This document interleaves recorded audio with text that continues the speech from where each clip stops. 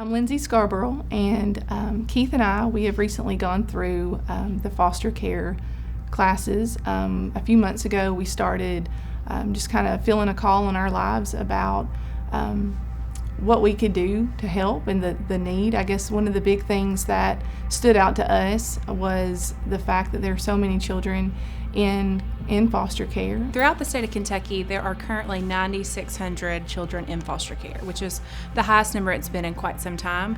In our region, we cover 17 counties, and there are approximately 1,200 kids in foster care, and there are 600 foster homes. We are proud to introduce a ministry called FosterLove, and it's a way that we can, as a church, hopefully start feeling the need. And as a community, whenever kids enter foster care, that's a very traumatic experience for them.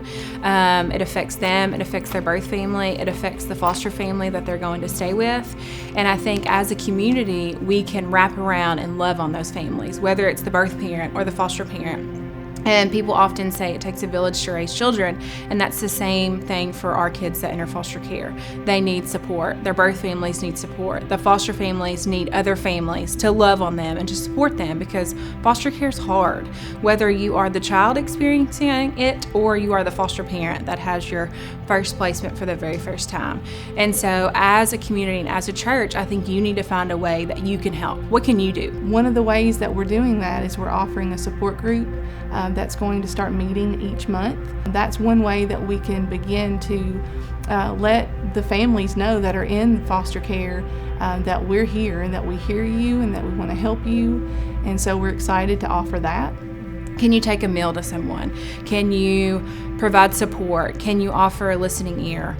I think find your passion within this ministry and how you can help. We're all called to serve in one capacity or another. We may not all be called to open our homes to the children, but we're definitely called to open our hearts. And through FosterLove, we hope that we can start establishing some ways that as a congregation we can serve. One of these ways is through our support group. Another way is soon we're going to be developing these blessing bags that are going to provide the children who enter placement on the first night something that they can call their own. Just necessities and toiletries that they may not have. One of the most traumatic events for our kids is whenever they enter foster care that very first night.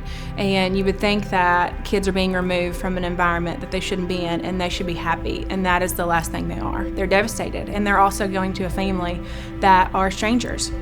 So part of this ministry is going to be offering blessing bags, and I think to offer a blessing bag to a child is something that makes their very first night in foster care a little bit less traumatic. Hopefully you can provide them some sort of comfort within that bag. Everybody's called to do something. Maybe you're not called to be a foster parent, but you can find a way to help. There's so many ways to partner. There's so many ways to serve in this capacity, and whether it's by donations, whether it's by volunteering, whether it's just your time. So be on the lookout at how you can serve. We will have a table set out in the atrium, and so be on the lookout for some of the individuals that are part of FosterLove. We will have information about events and about ways that you can serve and the ways you can help. And so please be sure, if you have more questions, to stop and talk to one of us out in the atrium. We'd love to tell you more and share our story and share how you can help. And we look forward to how this ministry is going to not only grow in our church, but also in our community.